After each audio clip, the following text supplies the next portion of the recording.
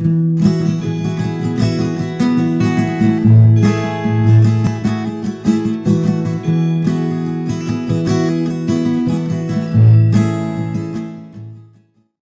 continuamos con la serie de profetas menores, hermano, y hoy llegamos al libro de Ageo. En la última vez que estuvimos compartiendo esta serie, vimos el libro de Habacuc.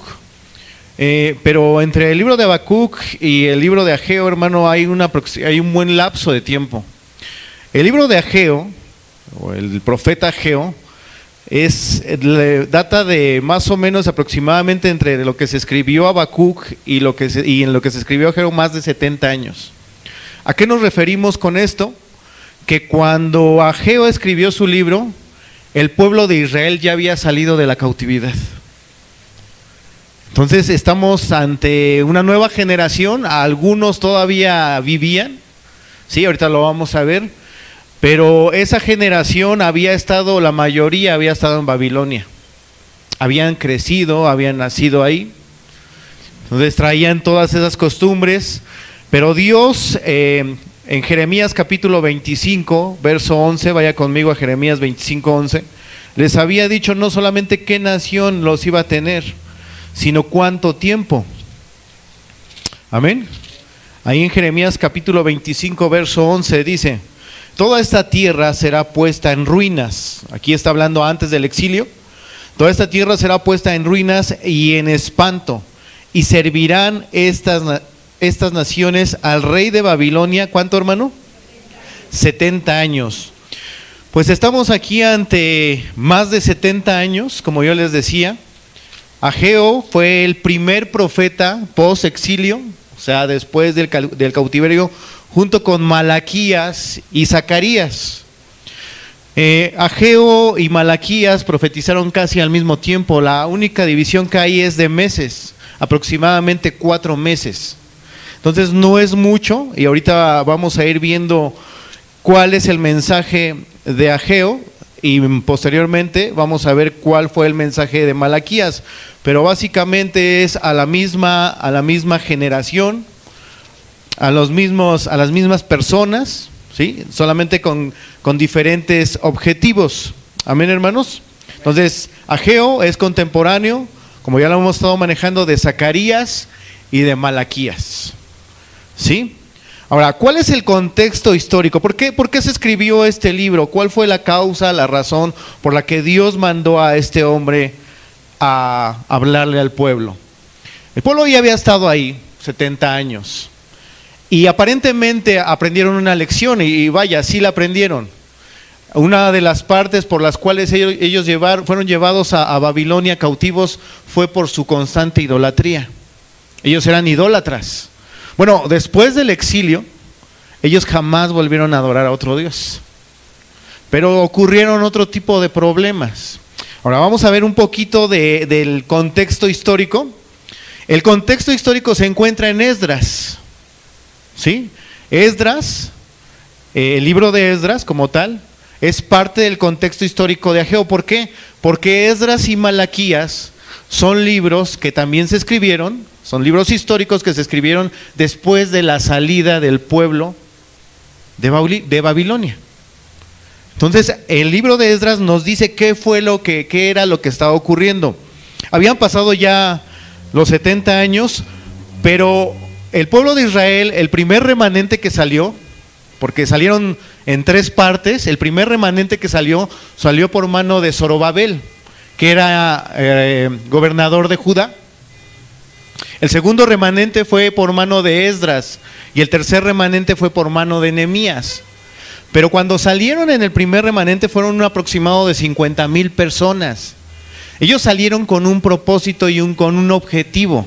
Vamos a Esdras capítulo 1.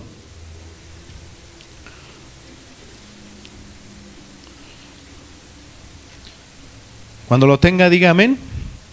Esdras capítulo 1.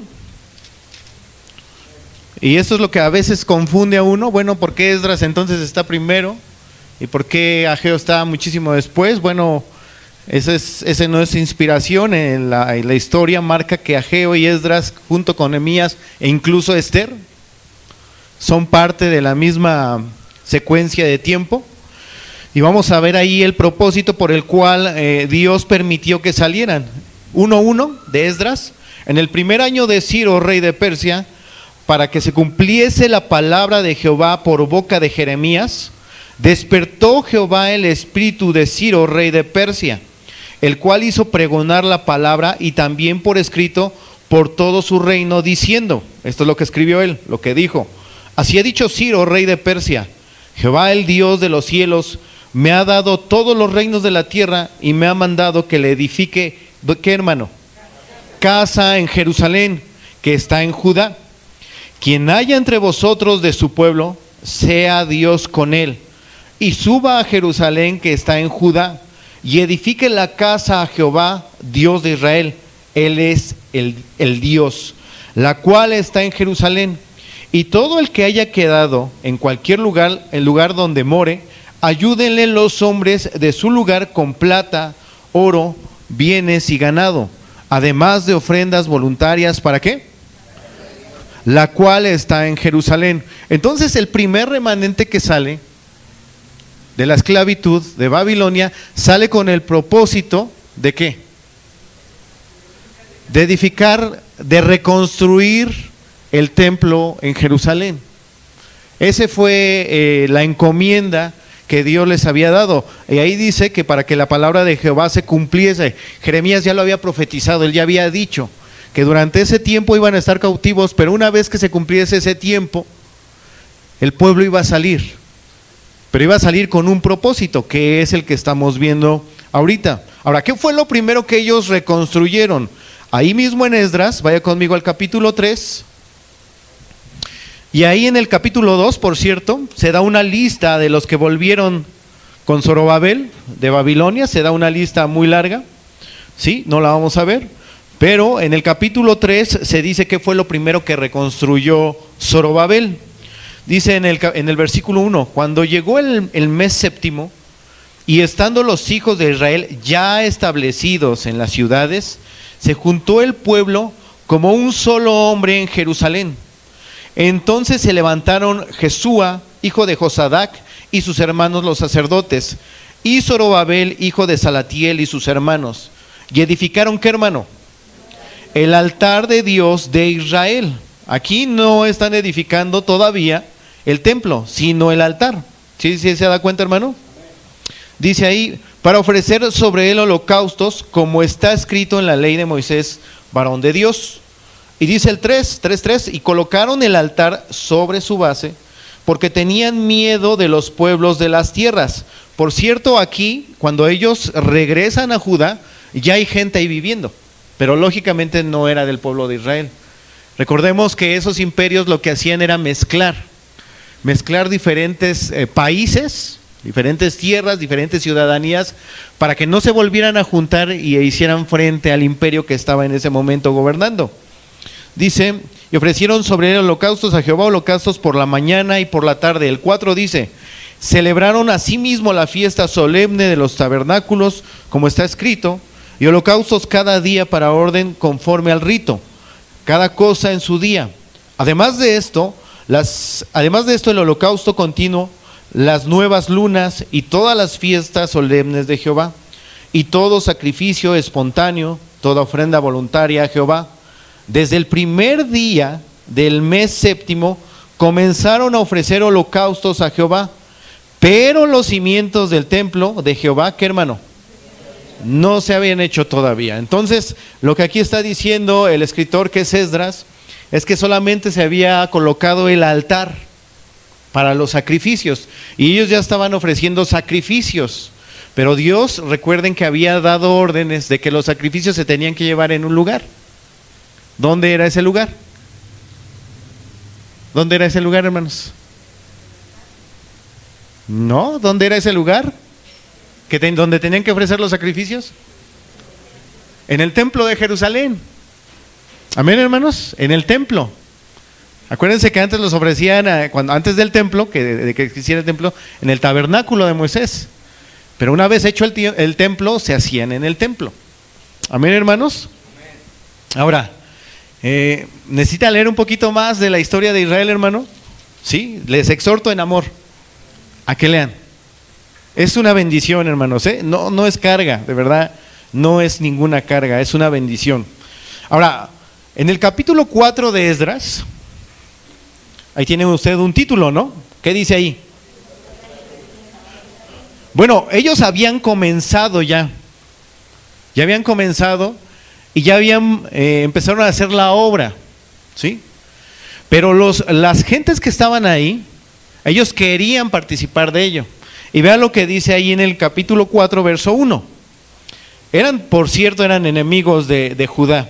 Dice, oyendo los enemigos de Judá y de Benjamín, que los venidos de la cautividad edificaban el templo de Jehová, Dios de Israel, vinieron a Zorobabel, o sea, vinieron al gobernador, y a los jefes de las casas paternas, y les dijeron, no le preguntaron, le están diciendo, edificaremos con vosotros, porque como vosotros buscamos a vuestro Dios, y a él ofrecemos sacrificio desde los días de Saradón, rey de Asiria, que nos hizo venir aquí. ¿Ven cómo ya había gente ahí? Dice en el 3, Zorobabel, Jesúa y los demás jefes de casas paternas de Israel dijeron, no nos conviene edificar con vosotros casa a nuestro Dios, sino que nosotros solos la edificaremos a Jehová, Dios de Israel, como nos mandó el rey Ciro, rey de Persia. Pero el pueblo de la tierra intimidó al pueblo de Judá y lo atemorizó para que no edificara. Entonces estas naciones que ya estaban ahí fueron y dijeron, no, nosotros también vamos a apoyarlos. ¿Por qué el pueblo de Israel no quiso? Porque la orden era para el pueblo de Israel. El pueblo de Israel había sido escogido por Dios. Entonces nadie más podía meter mano ahí, más que el pueblo de Dios. Ellos no quisieron y dice ahí que los intimidaron. Ahora, no solamente hicieron esto, ellos mandaron una carta al rey, como acusándolos. Más bien no como acusándolos, sino acusándolos. Y vea lo que dice en el verso 8 del capítulo 4. Reum canciller y Simsaí secretario escribieron, estos hombres son de las otras naciones, de los que ya estaban ahí, una carta contra Jerusalén al rey Artajerjes. En la fecha escribieron Reum canciller y Simsaí secretario, y los demás compañeros suyos, los jueces, gobernadores y oficiales, y los de Persia. Para este tiempo, hermano, ya el imperio babilonio había sido exterminado por el imperio medo-persa. Ya no estaban los babilonios gobernando. El imperio a cargo era el medo-persa. Dice, de Erech, de Babilonia, de Susa. Esto es los elamitas. Y los demás pueblos que el grande y glorioso Asmanar transportó e hizo habitar en las ciudades de Samaria y las demás provincias de otro lado del río. Y esta es la copia de la carta que enviaron al rey Artajerjes. Vamos a irnos directamente hasta el 14. Dice, siendo que nos mantiene del palacio, no nos es justo ver el menosprecio del rey, por lo cual hemos enviado a hacerlo saber al rey, para que se busque en el libro de las memorias de tus padres. Hallarás en el libro de las memorias y sabrás que esta ciudad es ciudad rebelde, aquí los está acusando, y perjudicial a los reyes y a las provincias, y que de tiempo antiguo forman en medio de ella rebeliones, por lo que esta ciudad fue destruida. O sea, ¿qué le está diciendo? ¿Qué le están diciendo estos hombres al rey?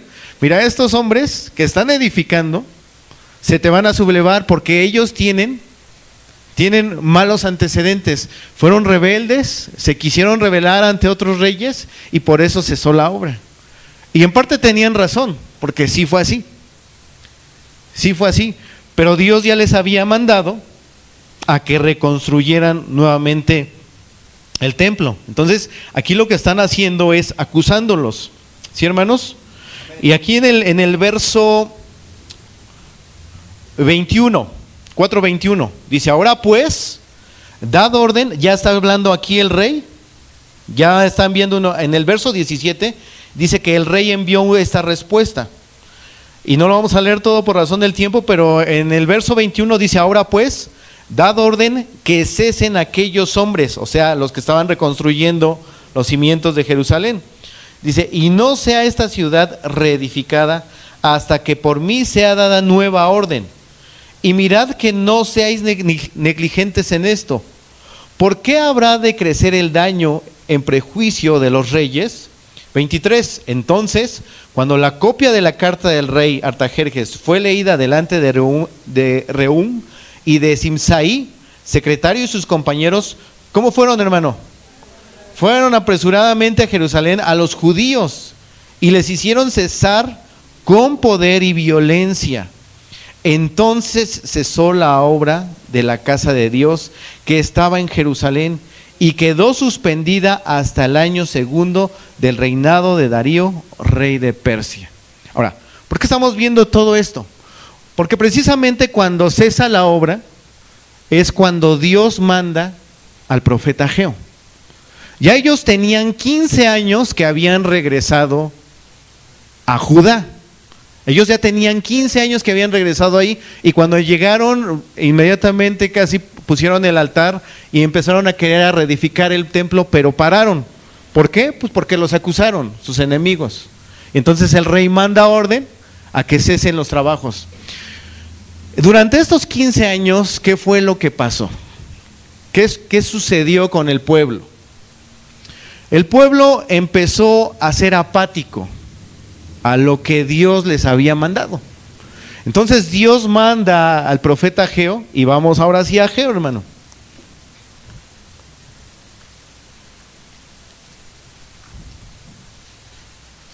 ¿Lo tiene? Aproximadamente eso fue en el año 535, hermano, y 15 años ellos estuvieron sin hacer nada, digamos hasta el año 520. Recuerde que la historia antes de Cristo se cuenta hacia atrás, no hacia adelante. Como la recta numérica, ¿se acuerda usted de la recta numérica? Poníamos en un lado menos más, menos, menos, menos, menos, menos, en el otro más, más, más, más. Entonces el tiempo aquí se cuenta de esa forma, ¿sí? Entonces dice ahí en el versículo 1 del capítulo 1 de Ageo: en el año segundo del rey Darío, en el mes sexto, el primer día del mes, vino palabra de Jehová por medio del profeta Ageo a Zorobabel, hijo de Salatiel, gobernador de Judá, y Josué, hijo de Josadac, sumo sacerdote, diciendo. Aquí estos dos hombres fueron comisionados por Dios, uno como gobernador y otro como sumo sacerdote. Amén, hermanos. Dice ahí el versículo 2, ahí está la palabra de Jehová, dice: así ha hablado Jehová de los ejércitos, diciendo, este pueblo dice, no ha llegado aún el tiempo que la casa de Jehová sea reedificada. O sea, ellos decían, no, todavía no. Yo creo que, como usted y yo comprenderemos, de que, no, yo creo que hasta el tiempo de Dios. En el tiempo de Dios, pues yo voy a hacer esto. En el tiempo de Dios, yo voy a hacer el otro. En el tiempo de Dios, ahora sí voy a dejar todo esto que me estorba. Y entonces ya en el tiempo de Dios, voy a hacer esto ahora sí. Bueno, estos judíos estaban así. No, yo creo que todavía no es tiempo de que reedifiquemos la casa de Dios. Todavía no están propicias las condiciones como para que nosotros podamos otra vez emprender la obra. Pero precisamente es Dios el que les manda decir al profeta que no es así. Siga leyendo en el verso 3.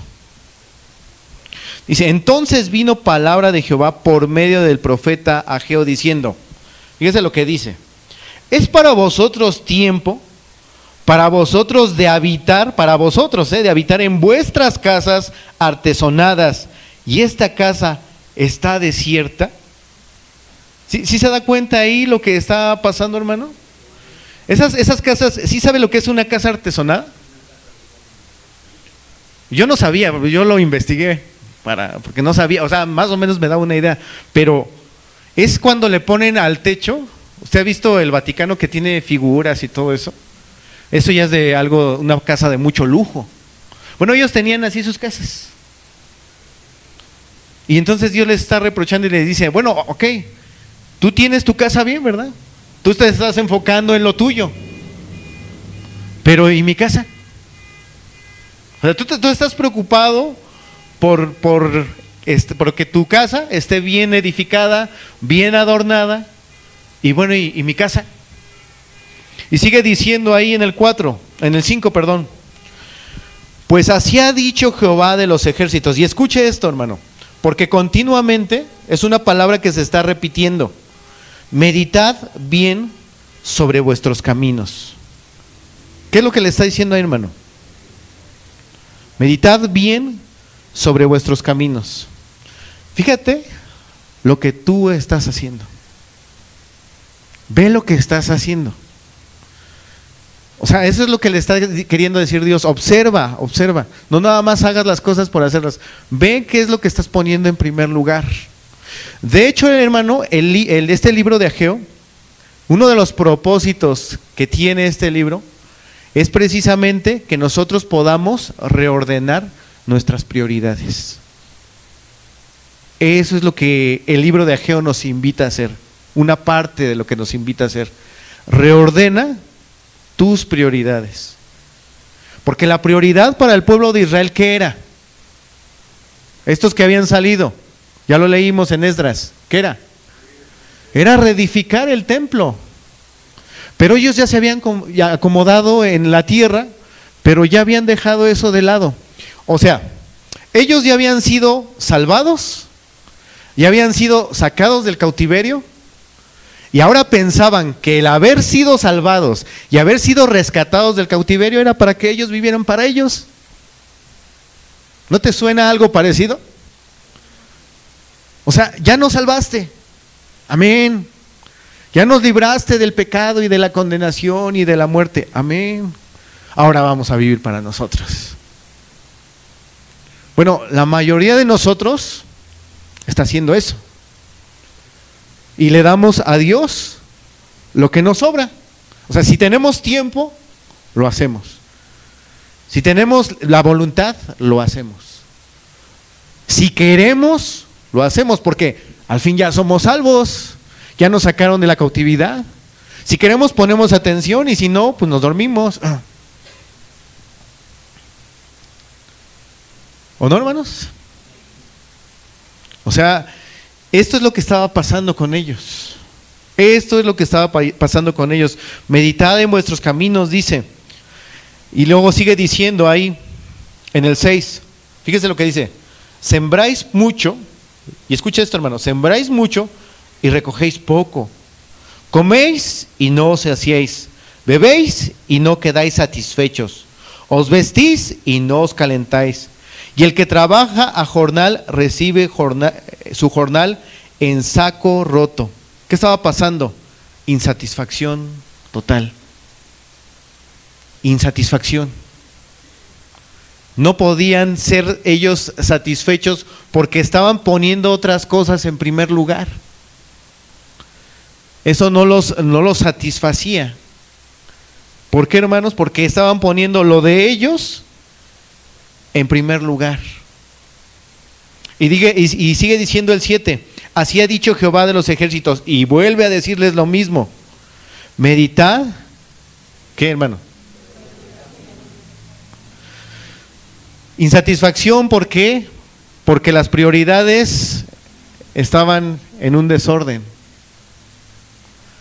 Muchas veces nosotros, hermano, ¿no te pasa que oras o lees o haces algo y no logras alcanzar lo que tú quieres alcanzar? Hablando de la palabra de Dios. ¿Sabes por qué, hermano? Porque muchas veces lo hacemos porque lo tenemos que hacer. Porque si no lo hiciéramos, entonces estaríamos dando una prueba de que probablemente no somos hijos de Dios. Por ejemplo, la oración. Y no estoy hablando de la oración congregacional. Estoy hablando de la oración ahí en tu casa, tú. Tú en tu devocional. Dices, bueno, es que tengo que orar. Tengo que orar. Porque tu conciencia te dice, bueno, si no orares, a lo mejor puede ser una muestra de que tú no eres hijo de Dios. Entonces, lo haces porque dices, porque tengo que hacerlo porque se supone que soy un hijo de Dios. Y entonces, esa es una lucha, hermano. Porque no lo estás haciendo verdaderamente porque esa sea tu prioridad, sino porque lo tienes que hacer, porque lo tengo que hacer. ¿Sí te das cuenta de las cosas, hermano? Es muy diferente cuando tú dices, yo lo quiero hacer, a yo lo tengo que hacer. Es muy, muy, muy diferente. Ahora, el verso 8 dice, subid al monte y traed madera y reedificar la casa. Y fíjense lo que dice ahí, y pondré en ella mi voluntad y seré glorificado, ha dicho Jehová. Ahora, ¿qué representaba el templo, hermano? ¿Por qué Dios insistía en esto? Ahora, cuando el templo fue destruido por Nabucodonosor, hermano, era una señal de que la presencia y la gloria de Dios los había abandonado. Vaya conmigo a Lamentaciones capítulo 1. Lamentaciones capítulo 1. Vamos a leer del 8. ¿Lo tiene? Porque estas lamentaciones de Jeremías es precisamente cuando la ciudad fue arrasada, fue destruida. 1:8 dice ahí, pecado cometió Jerusalén, por lo cual ella ha sido removida. Todos los que la honraban la han menospreciado, porque vieron su vergüenza y ella suspira y se vuelve atrás. Su inmundicia está en sus faldas y no se acordó de su fin. Por tanto, ella ha descendido sorprendentemente y no tiene quien la consuele. Mira, oh Jehová, mi aflicción, porque el enemigo se ha engrandecido. Ahora ve aquí lo que pasó en el templo. Extendió su mano el enemigo a todas sus cosas preciosas. ¿A qué se refiere con sus cosas preciosas? Sigue diciendo, ella ha visto entrar en su santuario a las naciones, de las cuales mandaste que no entrasen en tu congregación. ¿Sabía que el sumo sacerdote solamente podía entrar al lugar santísimo? Bueno, esas naciones llegaron y arrasaron y entraron hasta el lugar santísimo y arrasaron y terminaron con todo. Para ellos, hermano, eso fue lo peor de lo peor que les pudo haber sucedido. De hecho, ellos, cuando los profetas estuvieron siendo enviados, hermano, ellos decían, no, mientras el templo esté aquí, la presencia de Dios está con nosotros. Y ellos confiaban más en el templo físico que en la presencia de Dios. Cuando ellos ven que el templo es arrasado, para ellos fue un impacto terrible. Porque entonces Dios les dijo, no, mire, esto que ustedes, en lo que ustedes confiaban, va a ser exterminado. Entonces lo que aquí simbolizaba eso, es que la presencia de Dios ya no iba a estar con ellos. El templo había sido destruido y Dios había abandonado a su pueblo. Así que, ¿qué representaba la reconstrucción del templo, hermano?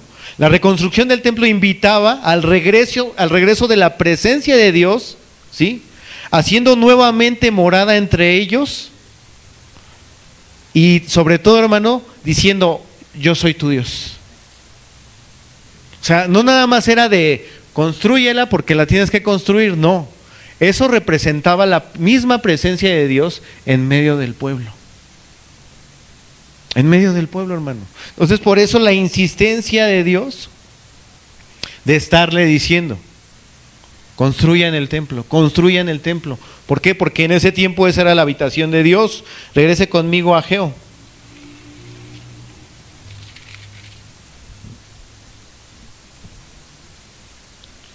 Y dice en el verso 9, buscáis mucho y halláis poco, y encerráis en casa. ¿Qué hacían estos judíos? Lo que recogían, les decían, vamos a guardarlo. Vamos a guardarlo para nosotros. ¿Y qué sigue diciendo ahí? Y yo lo disiparé en un soplo. O sea, eso que tú tienes por valioso, que tú guardas, que tanto atesoras, ¿sabes qué voy a hacer yo? Y se te va a acabar. En lo que tú confías, en lo que tú pones tu confianza, en lo que tú tienes tu amor, yo mira, lo voy a terminar, lo voy a acabar. Sigue diciendo ahí, dice, ¿por qué? Y les da el por qué. ¿Por qué? Dice Jehová de los ejércitos, por cuanto mi casa está desierta y cada uno de vosotros corre a su propia casa. O sea, a ustedes no les interesan las cosas de Dios, las cosas espirituales. Ustedes solamente se enfocan en las cosas terrenales, en que estén bien sus casas, en que estén bien sus sembradíos, en que estén bien sus negocios, en que sean sanos, en que sean prósperos, en que sean felices. Pero mi casa está desolada. Está desolada. Amén, hermanos. Ahora lea conmigo el verso 12. Aquí pasa algo increíble, hermano, ¿eh? Ahorita le voy a decir por qué. Y yo creo que usted se va a dar cuenta. Dice, y oyó Zorobabel, hijo de Salatiel, es decir, el gobernador, y Josué, hijo de Josadac, sumo sacerdote, y todo el resto del pueblo, la voz de Jehová su Dios, y las palabras del profeta Ageo, como le había enviado Jehová su Dios. ¿Y qué hizo, hermano? Y temió el pueblo delante de Jehová. Entonces Ageo, enviado de Jehová, habló por mandato de Jehová al pueblo diciendo, yo estoy con vosotros, dice Jehová. ¿Se acuerda que tenían miedo? Ellos tenían miedo y por eso no siguieron reedificando la casa, el templo. Dice el 14, y despertó Jehová el espíritu de Zorobabel, hijo de Salatiel, gobernador de Judá, y el espíritu de Josué, hijo de Josadac, sumo sacerdote, y el espíritu de ¿qué, hermano? De todo el resto del pueblo, y vinieron y trabajaron en la casa de Jehová de los ejércitos, su Dios. ¿Qué es lo increíble que vemos aquí? Que durante mucho tiempo muchos profetas le estuvieron hablando al pueblo antes de la cautividad. Y el pueblo, ¿qué hacía? No queremos oírte. Pero aquí ocurre algo. Dios les manda al profeta y ellos oyen. Ellos prestan atención, y no solamente eso, sino temen a Dios, y temen en el buen sentido. Temen a Dios. Y no solamente eso, sino que su voluntad es movida. ¿Por qué? ¿Por qué pasó eso? ¿Cómo y por qué, hermano, fueron movidos a reconstruir el templo? Primero, porque Dios envió su palabra. Dios envió su palabra. Y la palabra de Dios tiene un poder extraordinario. El poder más fuerte de cualquier lugar, de cualquier rincón del universo, es la palabra de Dios. Y después dice que el pueblo oyó la voz de Dios. La fe viene por el oír. ¿Y el oír cómo viene? Por la palabra. ¿Por qué oyó el pueblo la voz del profeta, la voz de Dios? Porque la misma palabra dice que es la que te da la fe, es la que te hace que escuches. Entonces, este pueblo escuchó porque Dios les abrió el entendimiento, y además temieron. Dios puso un temor en sus corazones, y dice ahí que creyeron. Bueno, no dice que creyeron, pero ¿cómo sabemos que creyeron? Porque hicieron, exactamente. O sea, no está explícito, pero está implícito. Ellos creyeron porque dieron manos a la obra, se pusieron a trabajar. Entonces su voluntad fue movida, hermano. Empezaron ellos a trabajar. Vaya conmigo a Esdras otra vez. Esdras capítulo 5.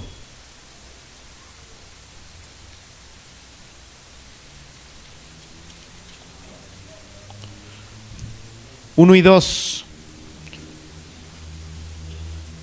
Dice ahí, profetizaron Ageo, que es lo que estamos viendo, y Zacarías, que es lo que vamos a ver, hijo de Ido, ambos profetas, a los judíos que estaban en Judá y en Jerusalén, en el nombre del Dios de Israel, quien estaba sobre ellos. Entonces se levantaron Zorobabel, hijo de Salatiel, y Jesúa, hijo de Josadac, y comenzaron a reedificar la casa de Dios que estaba en Jerusalén, y con ellos los profetas de Dios que les ayudaban. ¿Qué estaba pasando aquí, hermanos? Dios había hecho una obra en el pueblo y en los gobernantes, y el pueblo comenzó otra vez a reedificar. El pueblo comenzó a edificar. Ahora llegamos al capítulo 2. ¿Sí, hermano? ¿Está conmigo? De Ageo. Regrese conmigo a Ageo, pues.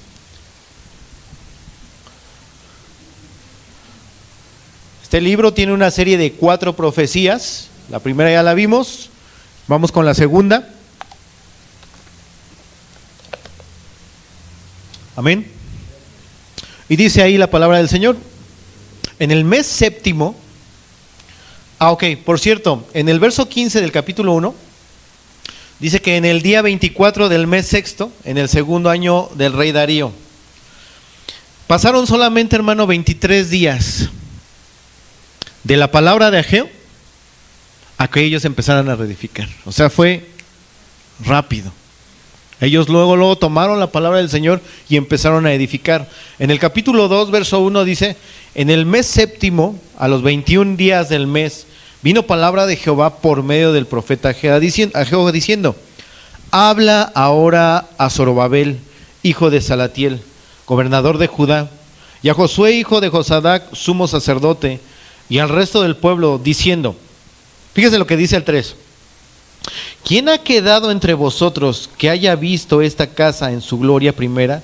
¿Y cómo la veis ahora? ¿Cómo es ella como nada delante de vuestros ojos? ¿Qué estaba pasando aquí, hermano? Bueno, después de que empezaron ellos a construir, el pueblo se desanimó. El pueblo se desanimó. Ahora, ¿por qué el pueblo se desanimó, hermano? En Esdras habla de que cuando ellos empezaron a edificar el templo, los hombres que eran ya más viejos empezaron a ver los cimientos del templo y se dieron cuenta de que ese templo que iba a ser construido no era ni la mitad del templo de Salomón. No era ni la mitad. Y de hecho, cuando echan los cimientos, dice que los jóvenes gritaban de alegría y los viejos lloraban de tristeza. ¿Por qué? Porque los viejos habían visto la gloria del primer templo, pero los jóvenes pues decían, pues ya vamos a tener otra vez nuestro templo para adorar a nuestro Dios. Y entonces es que por eso Dios le manda esta palabra al profeta para que se la diera al pueblo y a los gobernantes. El versículo 4 dice así, pues ahora, Zorobabel, esfuérzate, dice Jehová, esfuérzate también, Josué, hijo de Josadac, sumo sacerdote. ¿Y qué, hermano? Cobrad ánimo, pueblo todo de la tierra, dice Jehová, y trabajad. ¿Por qué, hermano? Porque yo estoy con vosotros, dice Jehová de los ejércitos. Ahora, si te fijas, lo primero que hace Dios no es decir, y yo les voy a dar cosechas otra vez, y yo les voy a dar, voy a hacer que sus frutos sean fructíferos. Él no es lo primero que dice. Él dice, yo voy a estar con ustedes. ¿Qué más quiere un hombre, hermano, si tiene a Dios? Nosotros en nuestra humanidad quisiéramos cosas que se ven, ¿verdad?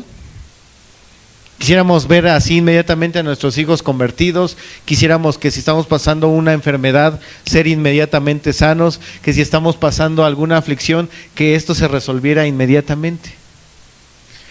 Pero qué mejor que Dios te dice, yo estoy contigo.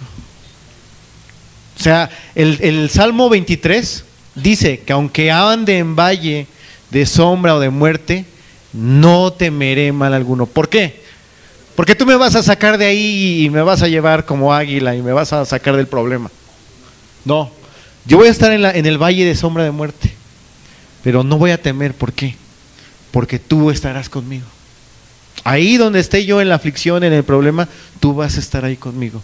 Amén. Entonces aquí es lo que les está diciendo. ¿Cómo los motivó, hermano? Yo estoy con ustedes. Yo estoy con ustedes. Amén, hermano. Cuando vemos a estos ancianos que lloraban acerca del primer templo, muchas veces nosotros decimos, bueno, la iglesia primitiva del primer siglo, pues se ayudaban, se amaban, se cuidaban y como que decimos, quisiéramos vivir en esa época, ¿no? O cuando los puritanos empezaron a introducir las verdaderas doctrinas, la palabra de Dios y se anhelan esos tiempos, ¿no? Pero ¿sabes qué, hermano? El mismo Dios que tenían ellos es el mismo Dios que tenemos hoy nosotros.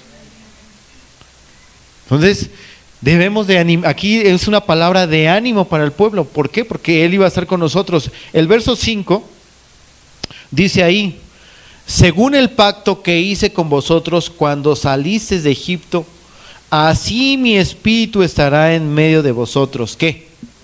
No temáis.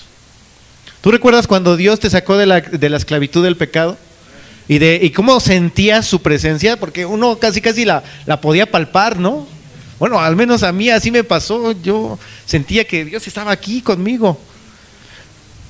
Pero ¿sabes qué, hermano? Dios sigue ahí mismo está Dios, o sea, Dios no se ha ido. Dios, cuando tú te convertiste, te permitió experimentar eso porque eras un recién nacido. Y Él te quería hacer sentir que Él estaba contigo. Ahora, conforme tú vas creciendo, Él va haciendo que tu fe sea cada vez más grande. Y hay veces que aunque no sientas nada, eso que sentías tú cuando te convertiste, es la misma presencia que tú sentías ahí, es la misma presencia que está contigo.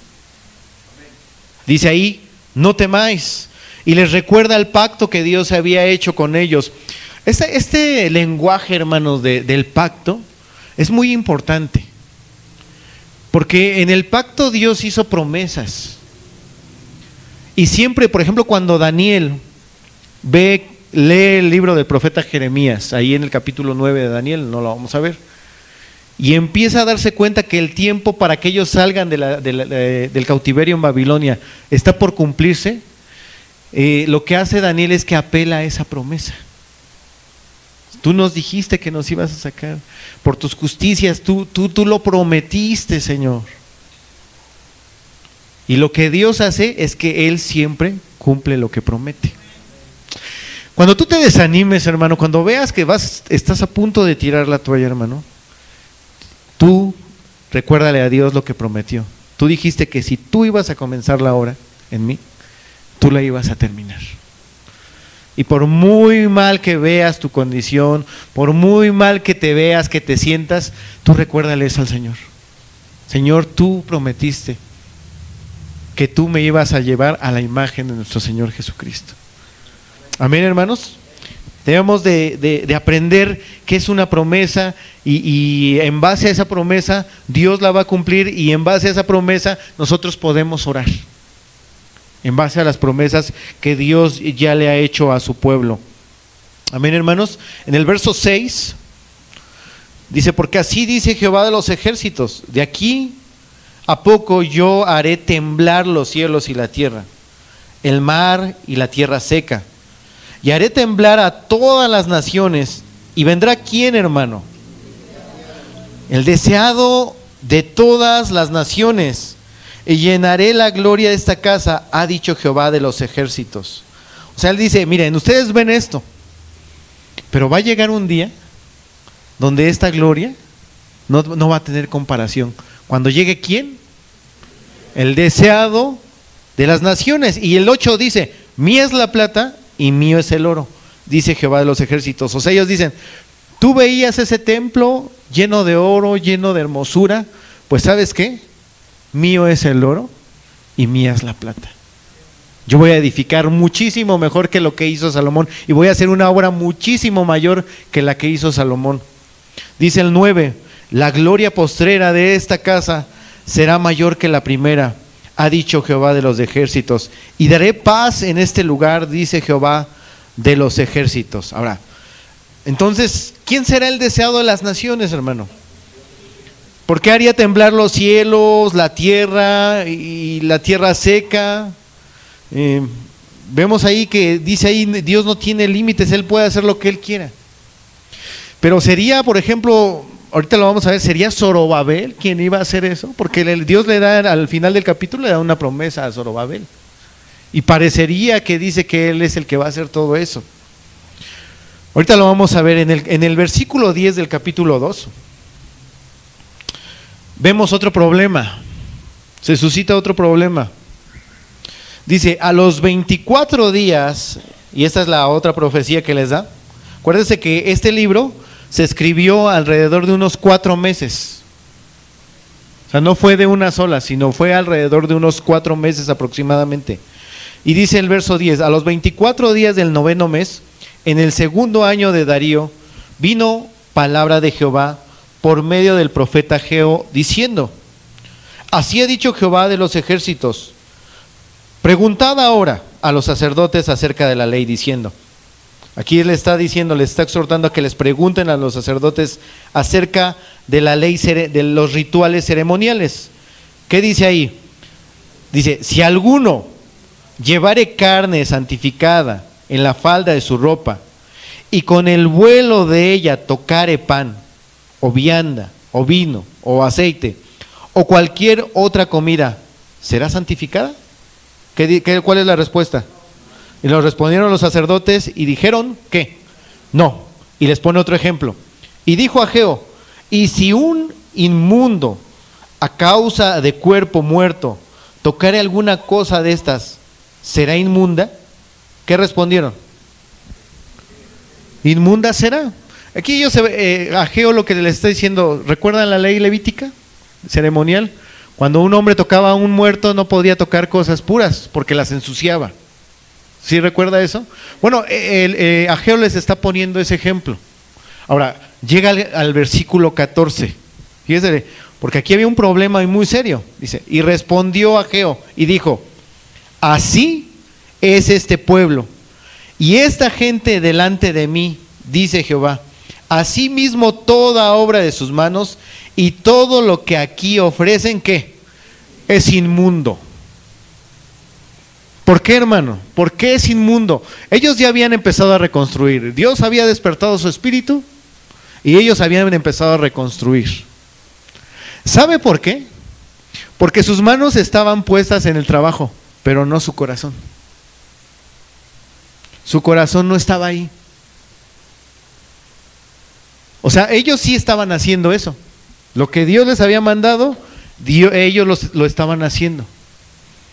Pero con la intención que lo hacían, no era la adecuada.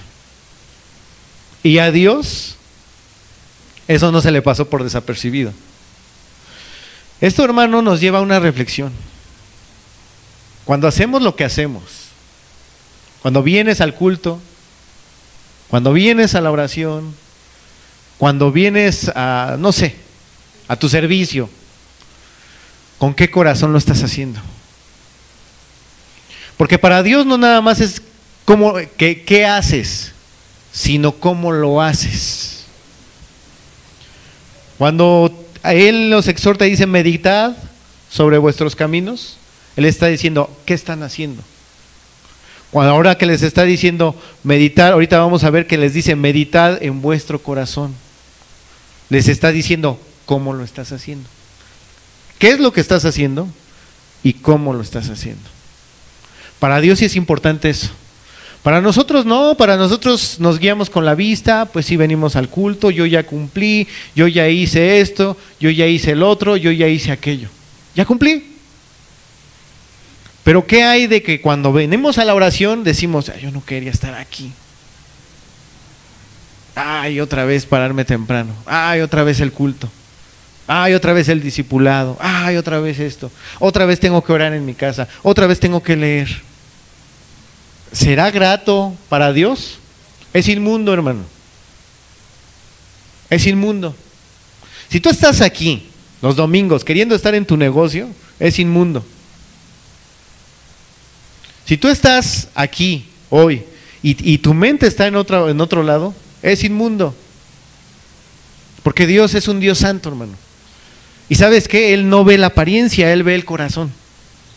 Él ve lo de adentro. Sigue diciendo el 15, lo que les comentaba.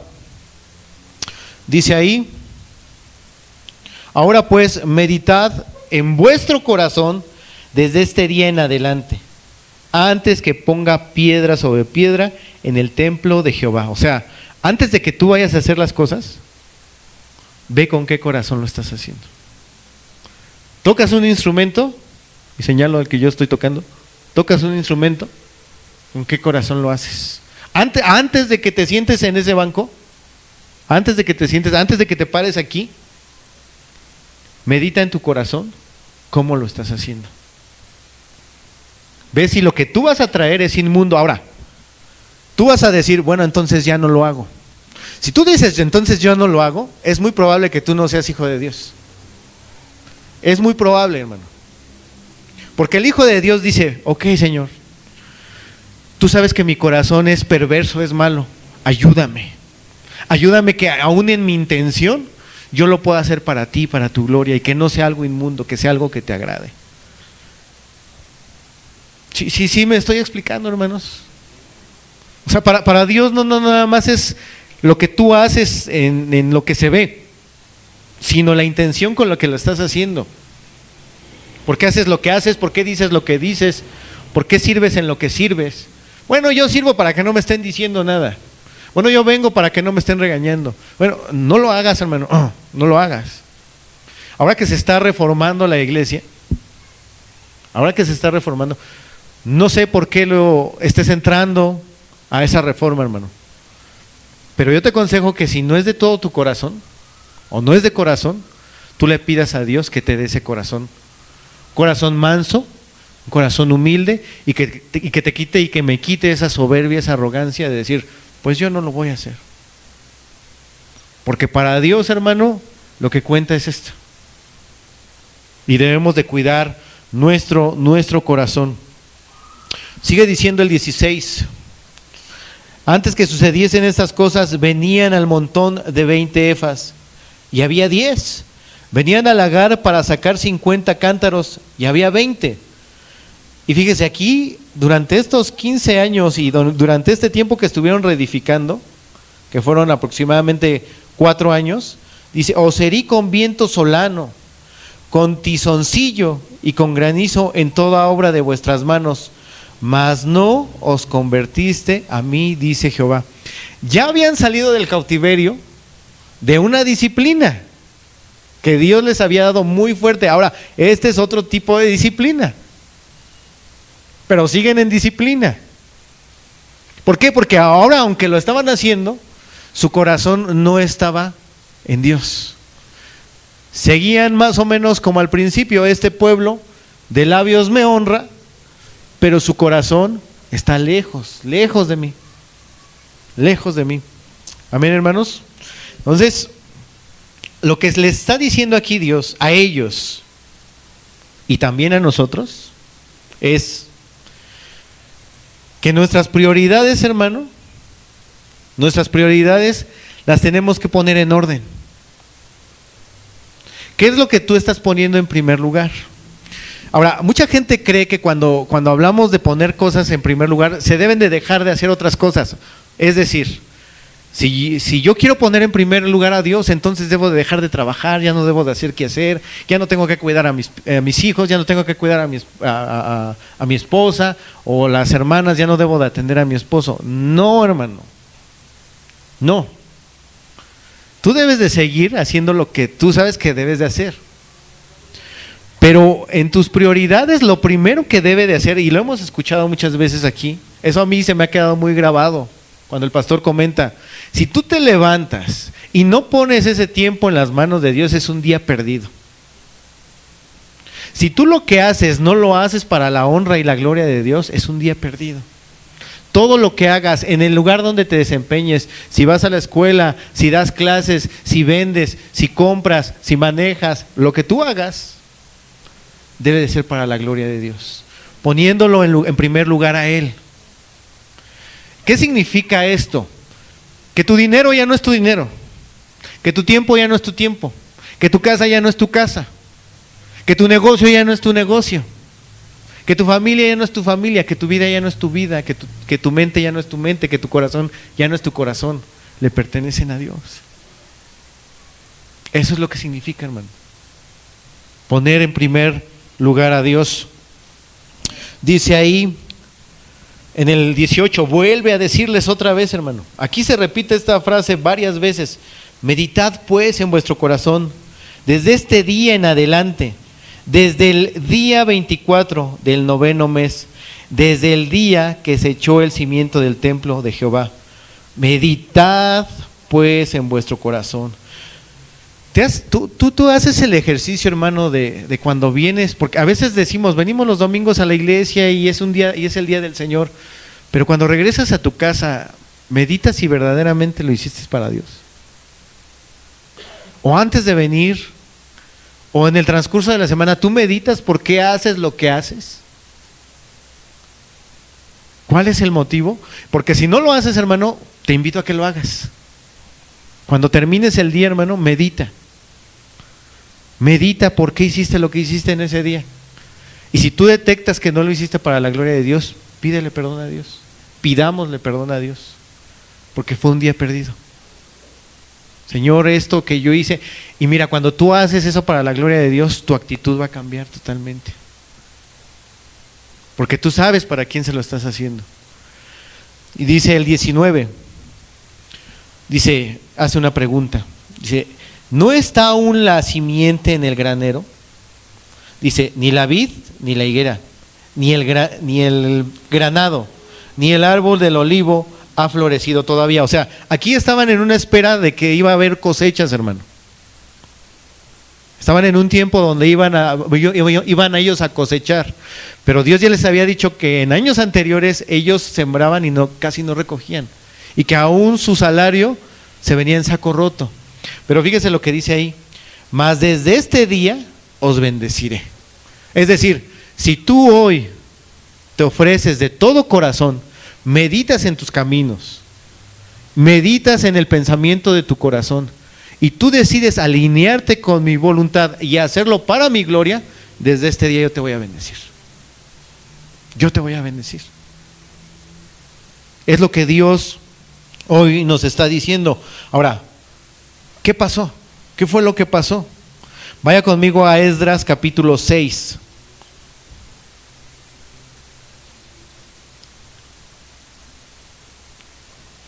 Esdras capítulo 6, verso 14, ¿lo tienen?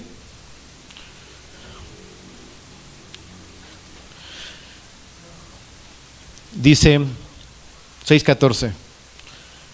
¿Sí están conmigo, hermanos? Y los ancianos de los judíos edificaban y prosperaban conforme a la profecía del profeta Ageo y de Zacarías. ¿Qué hacían? ¿Qué dice que hacían, hermano? Prosperaban conforme a la profecía del profeta. O sea, ¿qué hicieron, hermano? ¿Se arrepintieron o no se arrepintieron? Se arrepintieron, hermano. Dice, hijo del Ido, edificaron pues y terminaron por orden del Dios de Israel y por mandato de Ciro, de Darío y de Artajerjes, rey de Persia. Esta casa fue terminada el tercer día del mes de Adar, que era el 6º año del reinado del rey Darío. Entonces los hijos de Israel, los sacerdotes, los levitas y los demás que habían venido de la cautividad, hicieron la dedicación de esta casa de Dios con gozo. Y ofrecieron en la dedicación de esta casa de Dios becerros, 200 carneros y 400 corderos y 12 machos cabríos en expiación por todo Israel, conforme al número de las tribus de Israel. Y pusieron a los sacerdotes en sus turnos y a los levitas en sus clases para el servicio de Dios en Jerusalén, conforme a lo escrito en el libro de Moisés. También los hijos de la cautividad celebraron la Pascua a los 14 días del mes primero, porque los sacerdotes y los levitas se habían purificado a una. Todos estaban limpios y sacrificaron la Pascua por todos los hijos de la cautividad y por sus hermanos los sacerdotes y por sí mismos. Comieron los hijos de Israel que habían vuelto del cautiverio con todos aquellos que se habían apartado de las inmundicias de las gentes de la tierra para buscar a Jehová, Dios de Israel. Y celebraron con regocijo la fiesta solemne de los panes sin levadura 7 días, por cuanto Jehová los había alegrado y había vuelto el corazón del rey de Asiria hacia ellos para fortalecer sus manos en la obra de la casa de Dios, del Dios de ¿quién, hermano? El Dios de Israel. Esta generación obedeció y hubo bendición para ellos. Muchas veces nuestra bendición, hermano, está atorada. ¿Por qué? Porque nuestro corazón está mal delante de Dios. Dios no te puede bendecir. Dice la palabra de Dios, ven y deleítate en Él. Deleítate en Él, primero, que Él sea tu prioridad, y Él te concederá las peticiones, los deseos de tu corazón. Pero ¿sabes por qué te va a conceder los deseos de tu corazón? Porque tu deleite es hacer la voluntad de Dios. Entonces, si tu deleite es hacer la voluntad de Dios, ¿cómo no te va a conceder Dios, Señor, hazme más santo? Señor, hazme más consagrado. Señor, ayúdame a guardar mi mente, a guardar mis ojos, a ser como tú eres. ¿Cómo Dios no te va a conceder eso, hermano? Pero dice en Santiago, pero a veces pedimos y no recibimos porque pedimos mal, porque pedimos para gastarlo en nosotros. Dice el verso 20 del capítulo 2, vinieron por segunda vez, y aquí está la otra profecía, Ageo capítulo 2, verso 20, dice, vino por segunda vez palabra de Jehová a Ageo a los 24 días del mismo mes, diciendo, habla Zorobabel, gobernador de Judá, diciendo, yo haré temblar los cielos y la tierra, y trastornaré el trono de los reinos, y destruiré la fuerza de los reinos de las naciones, y trastornaré los carros y los que en ellos suben, y vendrán abajo los caballos y sus jinetes, cada cual por la espada de su hermano. El 23 dice, en aquel día, dice Jehová de los ejércitos, te tomaré, oh Zorobabel, es lo que les comentaba. ¿Será Zorobabel? Hijo de Salatiel, siervo mío, dice Jehová, y te pondré como anillo de sellar, porque yo te escogí, dice Jehová de los ejércitos. Ahora, ¿a quién se está refiriendo? ¿A Zorobabel? No, al descendiente de Zorobabel, al descendiente del linaje de la tribu de Judá, al descendiente de David, el verdadero templo, el deseado de las naciones que removería el universo entero, cosas visibles e invisibles, la raíz de David, aquel que se le daría toda potestad, toda autoridad, toda gloria, todo honor, el único que podía restablecer la comunión rota con el Padre y que nos ha sellado con su Espíritu Santo, aquel que nos dio el acceso al Padre, a Jesucristo, a nuestro Señor. Amén, hermano. Entonces, ¿cuál es el llamado para nosotros ahora? ¿Cuál es lo que debemos de aplicar? El llamado es meditar sobre nuestros caminos. Meditemos sobre nuestros caminos. ¿Qué es lo que estoy haciendo? Pero también meditar sobre nuestro corazón. ¿Cómo lo estoy haciendo? Eso es lo que Dios nos invita hoy. ¿Por qué, hermano? Porque Él pagó el precio por ti y por mí. Él pagó para que ahora nosotros podamos vivir para su gloria y para su honra. Tu sequedad espiritual, hermano, muy probablemente se debe a la actitud de tu corazón.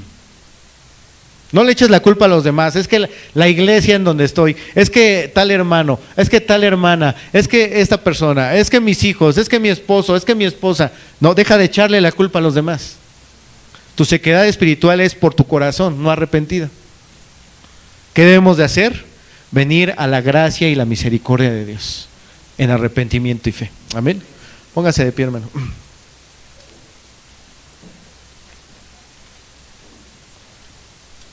Dos libros más y terminamos la serie. Y vamos a pedirle a Dios que nos ayude, que nos redarguya por medio de su Espíritu Santo a ver, a meditar sobre nuestros caminos, a meditar sobre nuestro corazón y a pedirle perdón. A pedirle perdón. Hemos sido negligentes, nos hemos tratado de engañar a nosotros mismos pensando que estamos bien porque hacemos cosas, pero no hemos visto cómo las estamos haciendo, con qué actitud de nuestro corazón. Si tú crees que lo has hecho de ese modo, y yo estoy seguro que lo he hecho así, hermano, pídele perdón a Dios. Si tú crees que estás bien, pues no lo hagas. Pero si tú sinceramente hoy vienes y dices, Señor, yo he fallado, el trono de la misericordia de Dios está abierto para aquellos que son mansos y humildes.